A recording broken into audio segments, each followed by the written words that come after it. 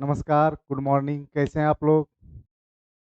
पिछले क्लासों में क्या-क्या पढ़े थे कि मगध का जितना एम्पायर था, कितना जनपद था? 16 महाजनपद। उसकी राजधानी कहाँ थी? उसके ये राजधानियों के बारे में अच्छे से थोड़ा बहुत जाने थे। लेकिन आज के क्लास में ना मगध के उदय या उत्कर्ष के कहानी के बारे में जानेंगे। आप लोग एक बार देखिए तो क्या-क्या कारण है? Rise of reason of emergence of Magadha, मतलब मगध के उत्कर्ष के क्या-क्या कारण हैं? समझ रहे हैं ना कि reason of emergence of Magadha, मतलब मगध एम्पायर के उदय के क्या क्या कारण है। तीन चार ही कारण होगा, क्या राजनीतिक होगा, सामाजिक होगा, भौगोलिक होगा, यही सब कारण होंगे ना। तो हर एक कारण के बारे में फिर से पढ़ लेंगे, क्या दिक्कत है। अब देखिए, पहला क्या है? भौगोलिक कारण, ज्योग्राफिकल फैक्टर। इसको बोलते हैं ज्योग्राफिकल फैक्टर। ये क्या है? Geographical factor. अब दूसरा क्या है? आर्थिक कारण। आर्थिक गतिविधि में क्या-क्या परिवर्तन हुआ जिसके कारण मगध एम्पायर का उदय हो गया? तो क्या हो जाएगा इसका? Economic factor. अब तीसरा क्या है? पॉलिटिकल। राजनीतिक फैक्टर क्या-क्या थे? पॉलिटिकल फैक्टर क्या-क्या था? और लास्ट क्या है? सोशल, मतलब समाज में क्या-क्या बदलाव आया जिसके कारण इस मगध एम्पायर का उदय हुआ? समझ रहे हैं ना?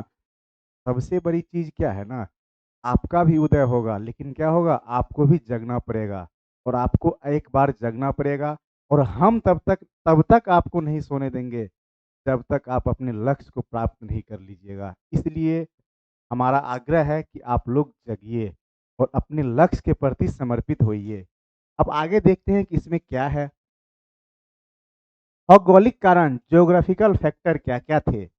मतलब 4 पढ़ना था ना, ज्योग्राफिकल क्या था, इकोनॉमिक क्या था, सोशल क्या था, जो रीजन, पॉलिटिकल क्या-क्या रीजन थे मगध के उत्कर्ष के, सारे के बारे में पढ़ेंगे कि क्यों उदय हुआ मगध एम्पायर। और हर एक के बारे में डिटेल्स में पढ़ेंगे, एकदम सिंपल लैंग्वेज में, आसान लैंग्वेज में, आसान भाषा जिसको बोलते हैं, एकदम देखिए कितना अच्छा से लिखा हुआ है। मगध पढ़ लीजिए एक बार आप लोग।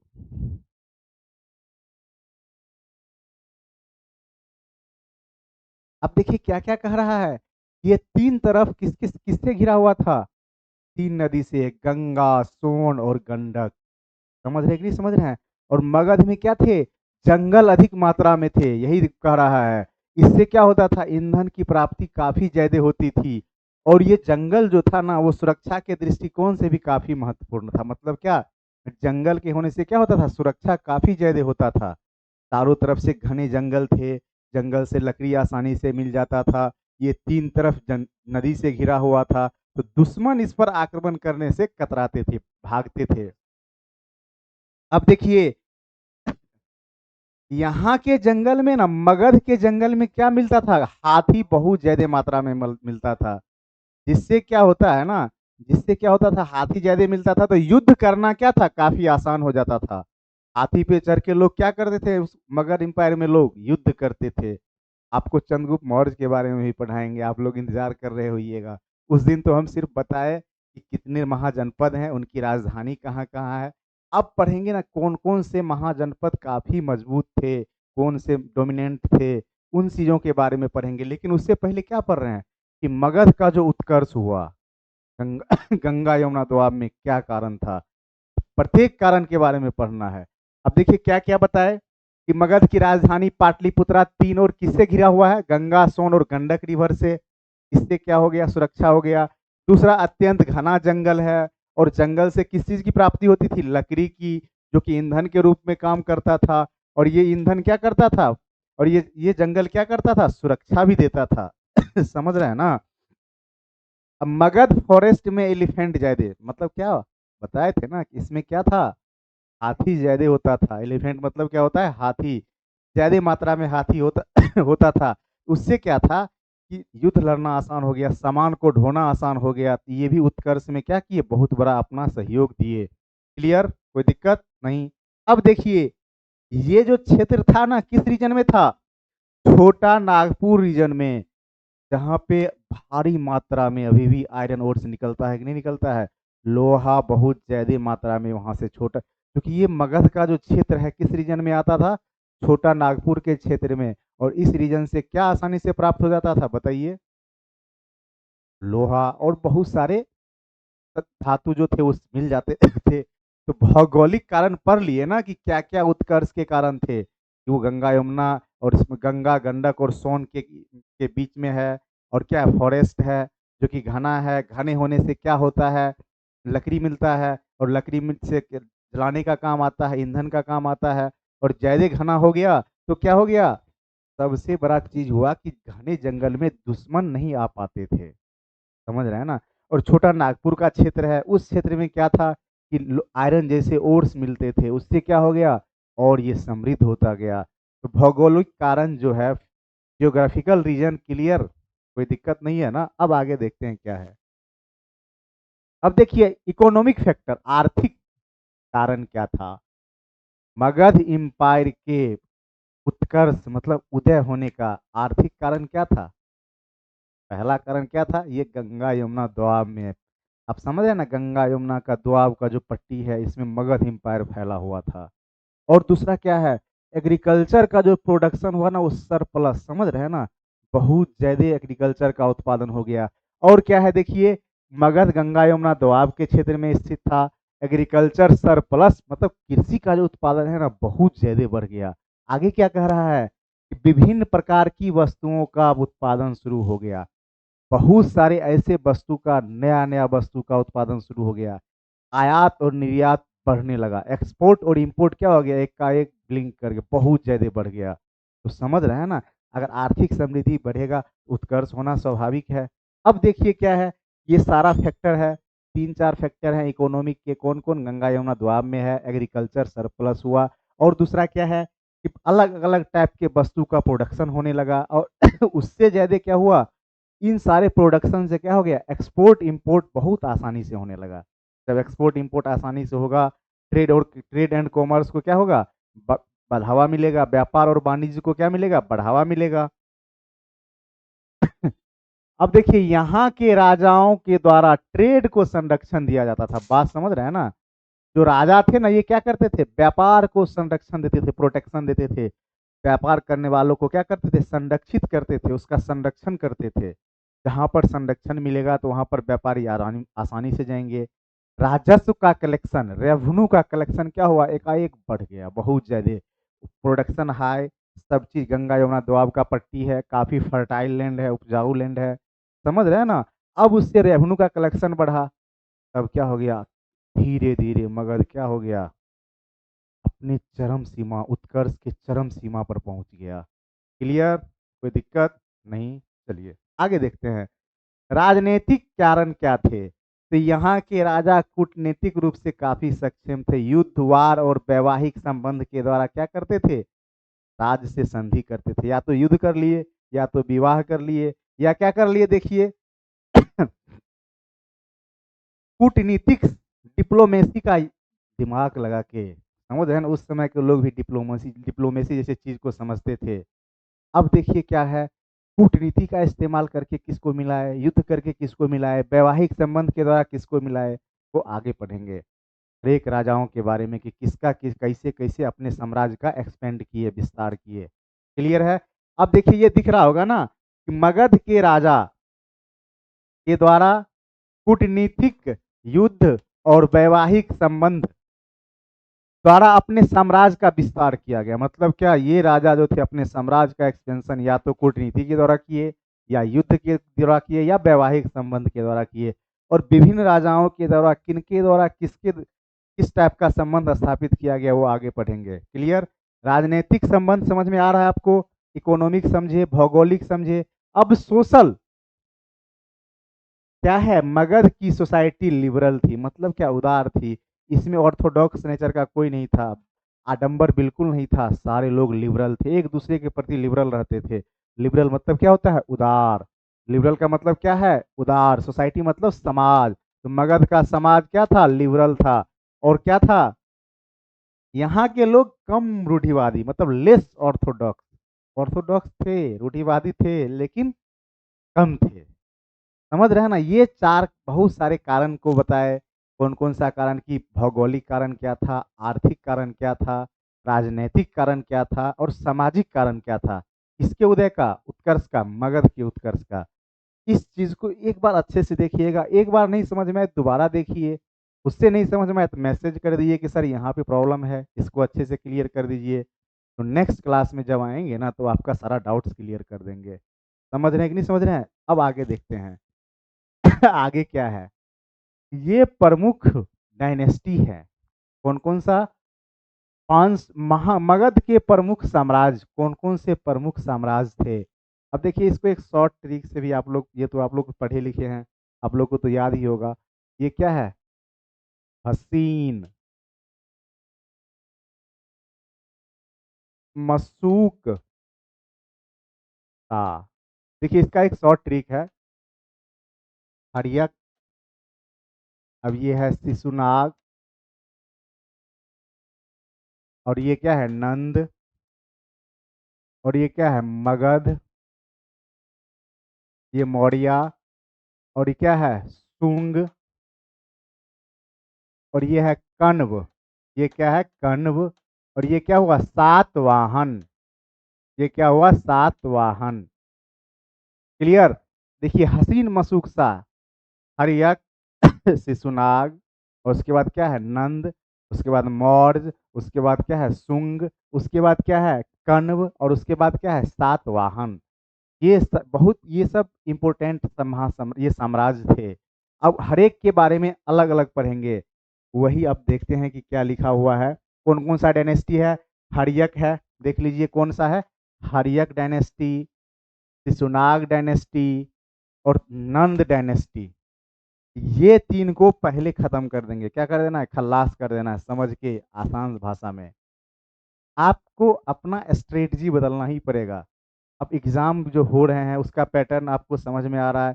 मेरे पढ़ाने का मतलब ये है कि आपको, आपका विजडम बढ़े, नॉलेज बढ़े। जब आपका नॉलेज बढ़ेगा तो स्वाभाविक सी बात है, एग्ज़ाम ऑटोमेटिक क्लियर होगा। इसलिए आप अपना विजडम बढ़ाइए।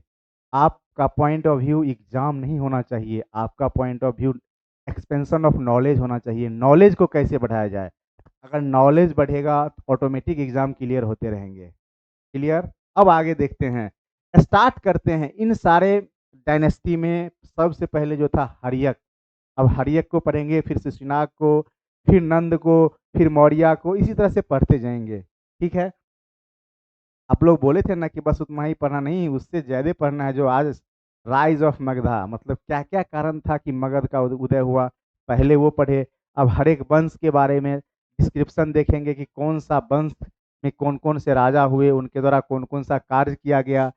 अब देखते हैं, देखिए हर्यक वंश के फाउंडर थे बिंबिसार। कौन थे? बिंबिसार। और सबसे लंबे समय तक वही शासन किए। और राजधानी तो आपको पता ही है, ग्रीवरज, अब राजगृह जिसको बोलते हैं। अब एक बार इसको अच्छा से देख लीजिए बिंबिसार के बारे में। बिंबिसार और इसका कैपिटल ग्रीवरज राजगृह। और ये क्या थे? बिंबिसार महावीर स्वामी और गौतम बुद्ध के क्या थे? समकालीन थे। और ये सबसे लंबे समय तक शासन किए थे। कितने समय तक? हर्यक वंश में सबसे ज्यादा लंबे समय तक शासन करने वाला राजा कौन था? तो बिंबिसार।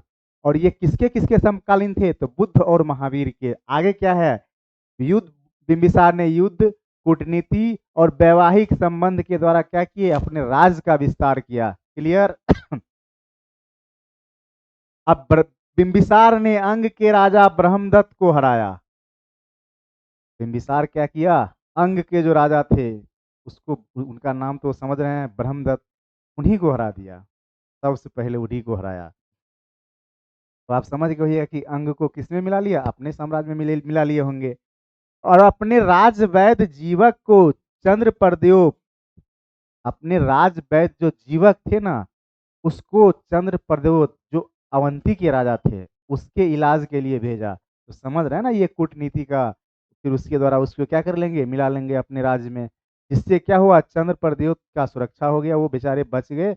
और वो एक संबंध स्थापित कर लिए, किसके साथ? मगध के साथ। क्लियर? अब आगे देखते हैं। इनकी तीन वाइफ थी। समझ रहे हैं ना? बिंबिसार की तीन वाइफ थी, महाकौशला, चेन्नम्मा, चेलन्ना और खेमा कहाँ-कहाँ के थी, ये एक बार आप लोग देख लीजिए। किस डायनेस्टी से वो बिलॉन्ग करती थी। महाकौशला देवी जो थी, वो काशी के राजा प्रसेनजीत की सिस्टर थी। क्या थी?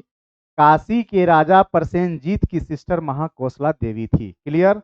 अब क्या है, चेलन्ना जो थी, लिच्छवी के राजा चेटक की बहन थी।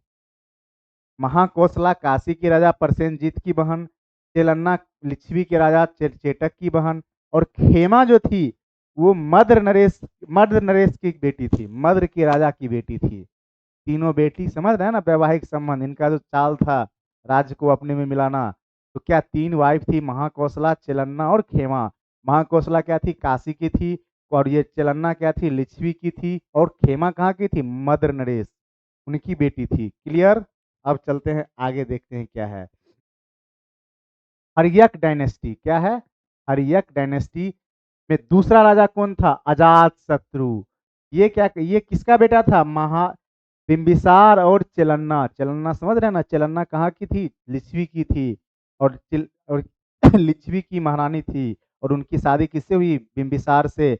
और उन्हीं का पुत्र ना का कौन थे? अजात शत्रु। अजात शत्रु जो थे वो क्या उनको वो अपने पिता की हत्या करके राजा बने।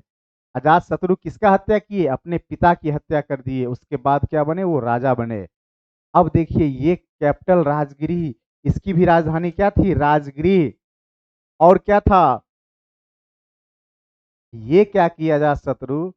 काशी के राजा प्रसेनजीत को हराकर उसकी बेटी वजीरा से शादी कर लिए, मामा के बेटी से। समझ रहे हैं ना, शादी हुआ इनका। क्लियर? और इनको पितृहंता बोला जाता है। क्यों? क्योंकि ये मौर्य साम्राज्य, ये अपने साम्राज्य का जो विस्तार किए मगध का, उसमें क्या किए? शादी के द्वारा किसके साथ वैवाहिक संबंध? तो ये प्रसेनजीत को हराए और उनकी बेटी, प्रसेनजीत की बेटी से शादी किया। तो रिश्ते में तो ये मामा लगेंगे। उन्हीं के बेटी से क्या हो गया? वजीरा जिसका नाम था, उससे क्या हो गया? शादी हो गया। क्लियर? अजात शत्रु के बारे में तो पढ़ लिए। अब देखिए इसने लिच्छवी शासक को भी हराया।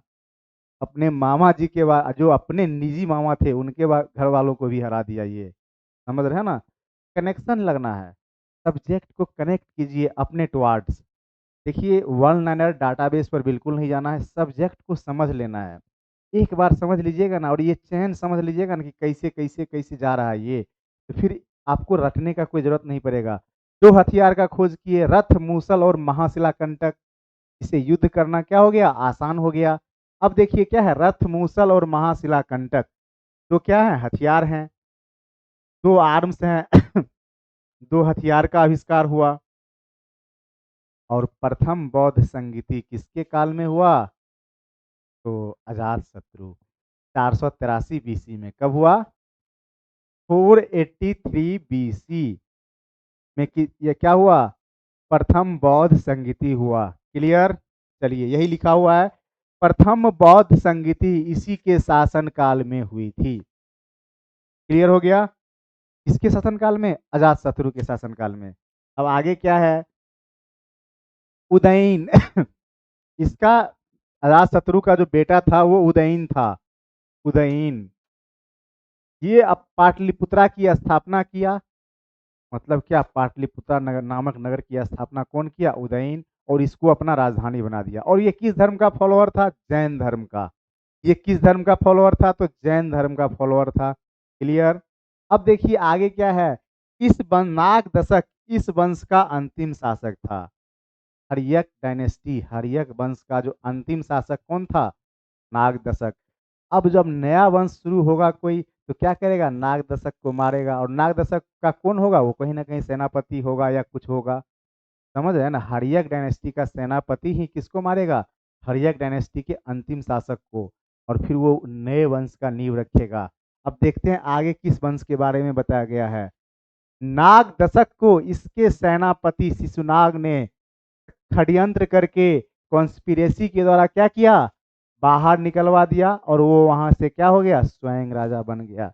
कॉन्स्पिरेसी के द्वारा, षड्यंत्र के द्वारा क्या किया गया? नाग दशक को क्या कर दिया गया? बाहर निकाल दिया गया, या मार दिया गया होगा। और फिर वो किस वंश का नींव डाला? शिशुनाग वंश का। समझ रहे हैं ना, हर्यक डायनेस्टी का सेनापति था शिशुनाग। और वो क्या किया, अंतिम राजा जो था नागदशक, उसको क्या कर दिया, कंप्लीट निकाल के हटा दिया और अपने वंश का नींव डाला। उस वंश का नाम क्या था? तो बिल्कुल क्लियर दिख रहा है, शिशुनाग वंश या नाग वंश। क्लियर एकदम, समझ रहे हैं ना अच्छे से, लिंक समझ रहे हैं ना, हर्यक के बाद शिशुनाग में कैसे एंट्री हुआ, ऐसे ही पढ़ेंगे, फिर नंद में कैसे होगा, मौर्य में कैसे होगा, एक चैन के तहत जाएंगे। समझने का ये श्रृंखला है, ये रटने का श्रृंखला नहीं है। ये सीरीज जो हर एक सब्जेक्ट का है, ये समझने का है कि आपका अंडरस्टैंडिंग लेवल कैसे इंक्रीज करेगा, सोचने का कैपेसिटी, दिमाग पर जोर डालना है कि कैसे हम सब्जेक्ट को आसान भाषा में समझ सकें। बहुत सिंपल लैंग्वेज में लिखा भी जाता है। क्लियर है? अब आगे देखते हैं, इस वंश का फाउंडर कौन था? तो शिशुनाग। और इसने अवंती के राजा चंद्र प्रद्योत को क्या कर दिया, हरा दिया। याद है ना, जीवक, बिंबिसार जीव अपने राजवैद्य जीवक को भेजा था किसके किसके देखभाल के लिए? चंद्र प्रद्योत के राजा के लिए। और चंद्र प्रद्योत चंद्र प्रद्योत के लिए। और चंद्र प्रद्योत कहाँ के शासक थे? तो कहाँ के थे? अवंती के थे। अब क्या किया ये शिशुनाग, चंद्र प्रद्योत को क्या कर दिया, हरा दिया, अपने साम्राज्य में मिला लिया। अवंती तक इसका राज फैल गया। अब आगे क्या है, अपनी कैपिटल पाटलिपुत्रा से कहाँ ट्रांसफर कर दिया? वैशाली। शिशुनाग जो था अपने कैपिटल को पाटलिपुत्रा से कहाँ ट्रांसफर किया? वैशाली। क्लियर? पूछेगा आपसे क्वेश्चन कि शिशुनाग ने अपनी कैपिटल को पाटलिपुत्रा से कहाँ भेजा? तो वैशाली भेज दिया। अब आगे क्या है कि कालाशोक, इसको काकवर्ण भी बोला जाता है, उपाधि इसको काकवर्ण है। और ये क्या है, ये अपनी राजधानी को पुनः क्या किया, वैशाली से पटना ट्रांसफर कर लिया। समझ रहे हैं ना, इसके पिता क्या किए, या जो भी हो, ये क्या किए, वो क्या किए, पाटलिपुत्रा से वैशाली ले गए। लेकिन फिर ये जो कालाशोक आया, वो अपना क्या कर दिया, वैशाली से पुनः कैपिटल कहाँ ले आया, पाटलिपुत्रा। क्लियर? द्वितीय बौद्ध संगति इसी के शासनकाल में आया था। बात समझ रहे ना, द्वितीय बौद्ध संगीति किस, पहला हुआ था अजातशत्रु के शासनकाल में, और दूसरा बौद्ध संगीति किसके काल में हुआ? तो काला शौक के समय में। और काला शौक को क्या बोला जाता है? तो काकवर्ण। समझ रहे हैं ना, इसका उपाधि इसको किस चीज का मिला हुआ था? काकवर्ण का। तो अब देखते हैं क्या है, अंतिम शासक जो था ये महानंदन था। शिशुनाग वंश का जो अंतिम शासक था कौन थे? महानंदन। तो अब आप समझ रहे होइएगा, आज तक, आज में क्या पढ़े हम?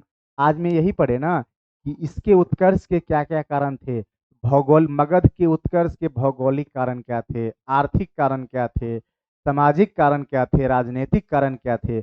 उसके बाद ये एम्पायर को शुरू किए, डायनेस्टी को शुरू किए। उसमें हर्यक के बारे में पढ़े, बिंबिसार के बारे में, अजातशत्रु के बारे में, उदयन के बारे में, अंतिम शासक कौन था, नागदशक था, उसके बारे में भी जान लिए। उसके बाद जब आए तो किसमें? शिशुनाग वंश में। अब शिशुनाग वंश में शिशुनाग के बारे में पढ़े, राजधानी को पाटलिपुत्रा से वहां ले गए, फिर वहां से इसका बेटा जो था कालाशोक यहाँ फिर ट्रांसफर कर लिया। द्वितीय बौद्ध संगीति जो है कहाँ हुआ था, किसके काल में हुआ था? तो कालाशोक के काल में हुआ था।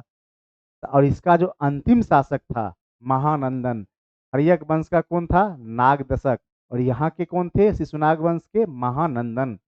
Picture clear? दोनों एम्पायर के बारे में समझ में आ गया होगा आप लोग को। अब क्या है, आगे देखते हैं क्या है। आप लोग को अब यही करना है, लाइक शेयर और सब्सक्राइब। जिससे क्या होगा ना कि चैनल इंक्रीज करेगा, लोग देख, लोगों का स्किल डेवलप होगा। ये क्लास का मतलब ये है, एक्वायरिंग नॉलेज, नॉलेज को गेन करना है। बात समझ रहे हैं कि नहीं समझ रहे हैं? हमारा गेम ये नहीं कि हमको आपको रिजल्ट ओरिएंटेड बनाना है, हम लोग का है, आप में इस टीम का एक ही उद्देश्य है कि बच्चे में ललक हो, सीखने का जज्बा पैदा हो। रटने का पर जज्बा तो सब लोग सिखाते ही हैं ना। आपको ये रटने से ऊपर सोचना है, आपका अंडरस्टैंडिंग लेवल बढ़ाना है। इसलिए जितने लोगों को हो सके जोड़िए आप लोग, फायदा ही होगा। और ये फ्री में सीरीज चल रहा है, और एक सब्जेक्ट का सीरीज चलेगा।